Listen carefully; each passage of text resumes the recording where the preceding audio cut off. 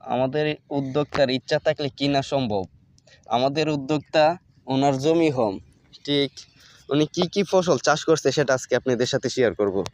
ও দেখেন ফুলকপি এবং পাতাকপি চাষ করছে। এটা হইতেছে ফুলকপি এই সাইডে, আর এই সাইডে হইতেছে পাতাকপি।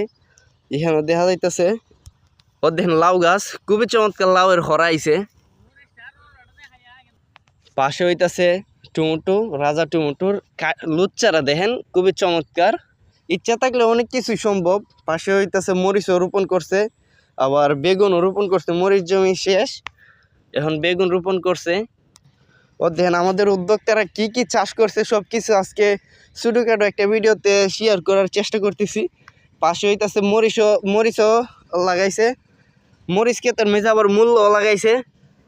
পাশে কিছু জায়গা আছে মানে ফইরা রয়েছে, এটার মধ্যে সরিষা বাইন হচ্ছে, খুবই সুন্দর।